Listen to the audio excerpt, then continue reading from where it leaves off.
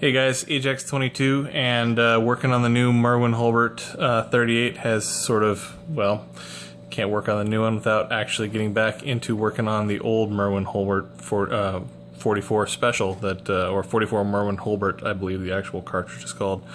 I'd actually forgotten about how far along I had this thing.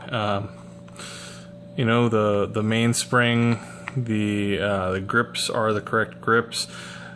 Fit the cylinder to it. This is going to need to be either welded in place, or it can have this built back up, sleeved, and then threaded.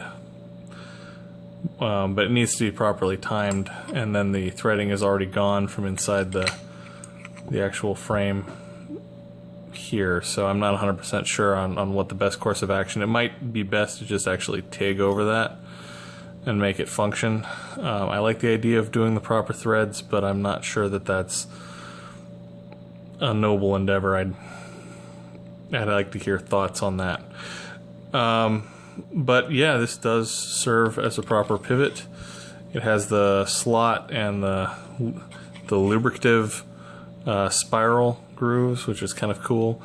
Works in conjunction with the barrel assembly. I think there might be some deformation to the top strap here. I'm going to check it for true on a machining surface. I don't have one here, but I think this might need to be bent outwards slightly in order to clearance either that, or the edge here for sure is deformed and needs to be just lovingly nudged back into the correct shape. But this is more viable than I remember it being. And it could just be, you know, getting all the parts in one place and, you know, tracking down a lot of the components that were needed, but it's not in bad shape at all.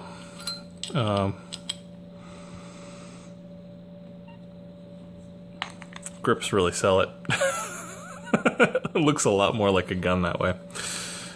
But yeah, you know, still have the dark spots in the bore, but there's some rifling in there too. Needs a couple of rounds of electrolysis, particularly the bore. You're gonna need to go after the inside a little bit on this. I think I'm gonna use a mechanical scraper and see about getting some of the more significant crud out of it. It'll also be interesting to see on the other Merwin Hulbert just how clean the insides are, or are able to get, because that one didn't have the inspection cover. So probably gonna have to make one of those. But thankfully we have the exterior dimension from the frame of the other one, and we have, you know, the construction from this one. So I either have to scale it or find make a copy, find a spare part kicking around, or something. But yeah, this one needs to come to life. It's way too complete to be just sitting in an oil bath while I'm screwing around with other things that are more interesting to me in the moment. You know, the fluke of tracking down all the parts so far, and having the luck that we've had, yeah, speaks to this one, you know, falling under the gun god graces. So it needs some love. Yeah, probably gonna have to build up some of the steel on these internal components.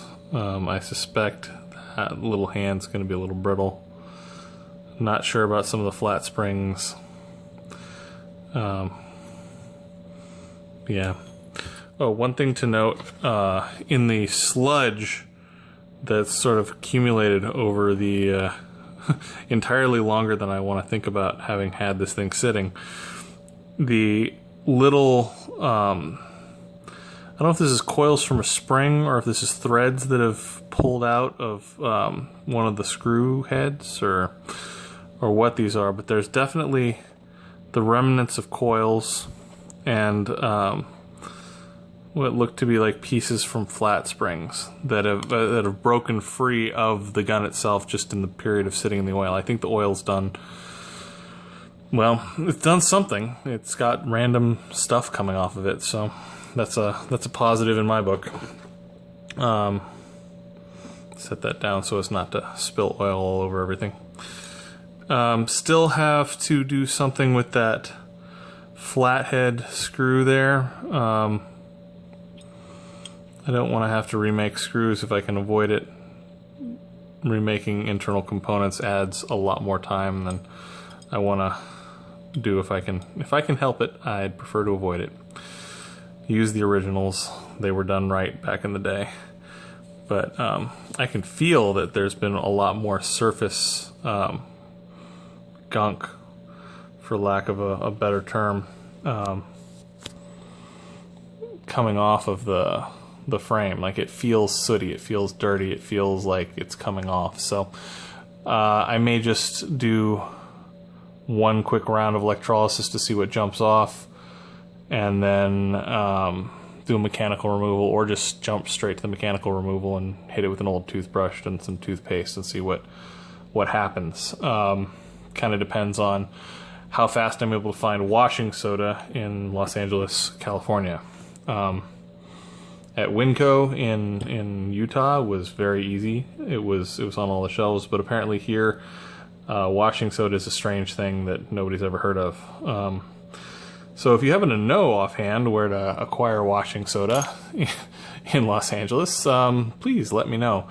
If otherwise, I might just have to go back with the old Arm & Hammer method that I was using, which isn't actually washing soda. It contains washing soda, but has a bunch of other stuff that, according to people on the internet, I shouldn't be using. Seemed to work. I had good luck with it, but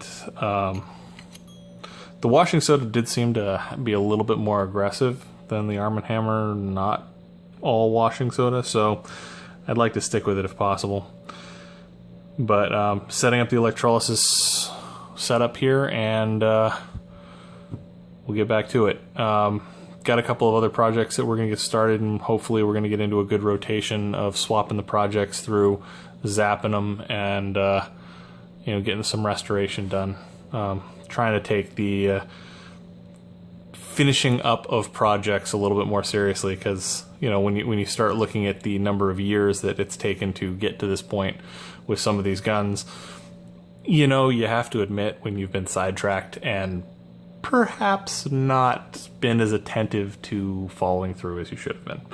So very, very late New Year's resolution to stick with it a little more. All right, well, that's what I've got. Be sure to, tell people about this and subscribe and comment and tell me what you guys want to see and all that. I enjoy it very much. All right, have a good one.